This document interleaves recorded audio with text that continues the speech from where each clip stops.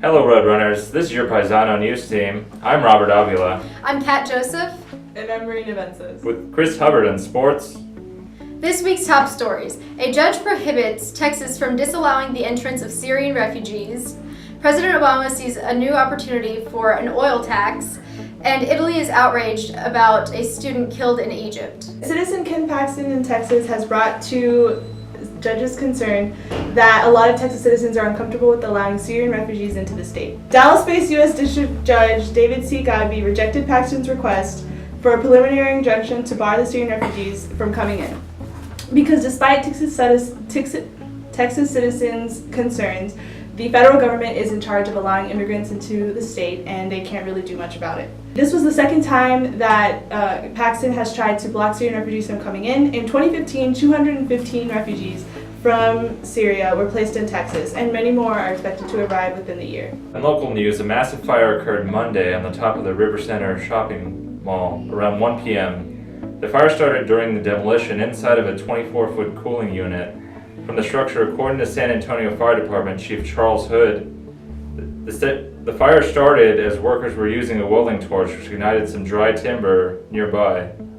Workers and employees attempted to stop the fire. However, one man suffered from smoke inhalation in the process. The man was transported to University Hospital and is expected to be in stable condition. Oil and real estate mogul Ray L. Hunt bid $18 billion for the purchase of Oncor, an electric utility company. This move would give him a monopoly on electricity in North and West Texas. Hunt awaits approval from the Texas Public Utility Commission. This commission focuses on regulating and setting the rates for electric utility monopolies in the state of Texas. Hunt would save money on taxes at the expense of ratepayers. Critics are concerned with the consequences facing ratepayers and the possibility of a Texas-wide trend of energy monopolies. Monday, the Texas Board of Disciplinary Appeals upheld a decision that former District Attorney Charles Sebastian Jr. will remain disbarred for his conduct in the persecution of Anthony Graves and for professional misconduct in the case. Graves was sentenced to death for the 1992 killing of a Somerville family. His co-defendant, Robert Carter, recanted his initial testimony that Graves was involved in the murder, later saying that he claimed sole responsibility for the murders. The State Bar of Texas disbarred Sebastian Jr. last year, making several mistakes in the case, including not correcting Carter's testimony. Now over to Chris with the sports report. Thank you, Robert. The hiring of UTSA's new football coach, Frank Wilson, was brilliant. Frank Wilson, before he came here, was LSU's running back coach and recruiting coordinator. While we're being a recruiting coordinator, he hired some of the biggest names in college football that have gone on to the pros. Names such as Cardinals cornerbacks Patrick Peterson and Tyrann Mathieu. Wilson has a great eye for talent, and I say that he will become a great football coach for years to come. As for former head coach Larry Coker, seeing him step down was a huge surprise.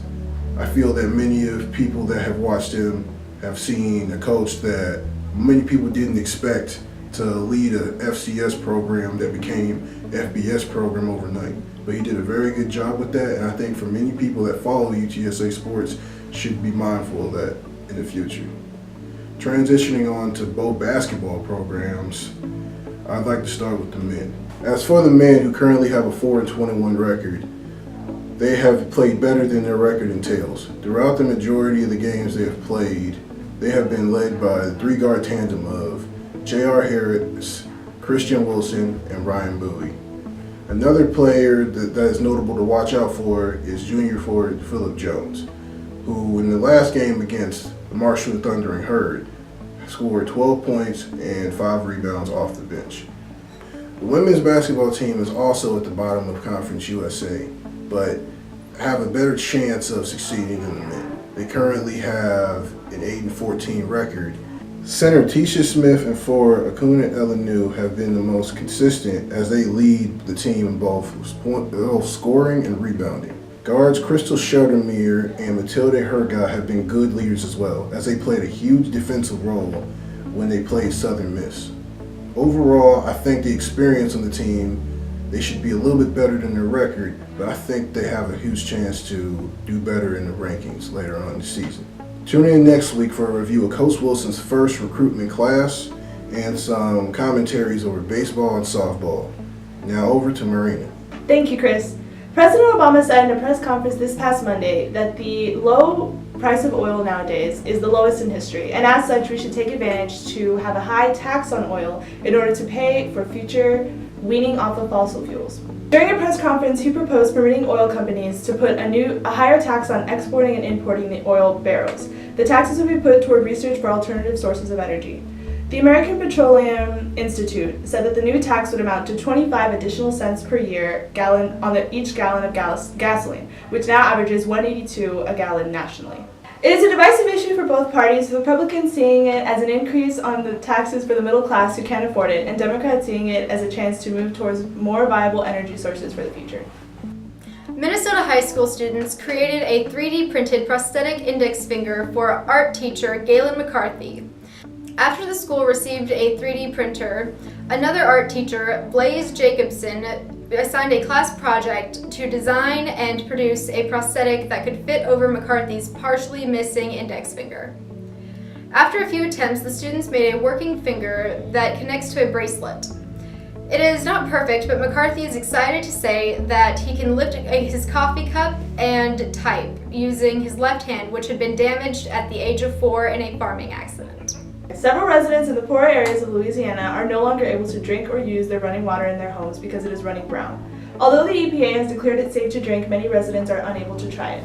Several residents are choosing to drive 20 minutes away to grocery stores to spend hundreds of dollars every month on bottled water to use on anything from taking a bath to brushing their teeth.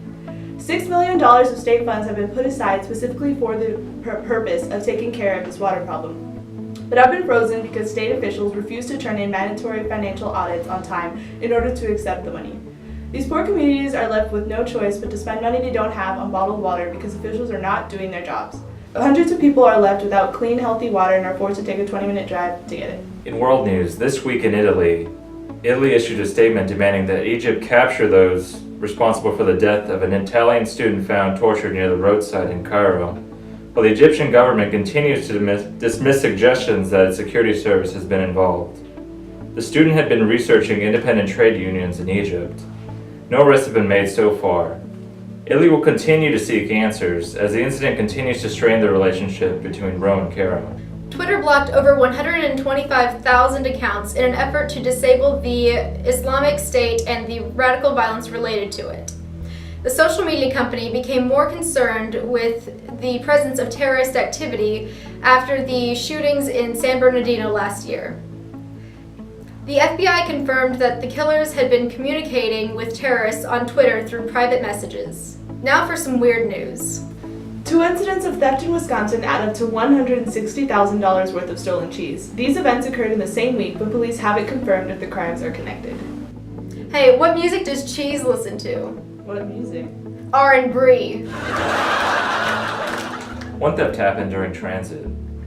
A semi-ship shipping $90,000 worth of Parmesan weighing 41,000 pounds was never delivered. The other incident involved a tractor pulling away with a trailer containing $70,000 worth of cheese from a distribution center in Germantown, Wisconsin. I guess he thought he was getting away with a lot of cheddar. Local police have recovered all of the stolen cheese from both incidents. That's a relief. This has been Marina Vences. And Robert Avila. And Kat Joseph, reporting for the Paisano News.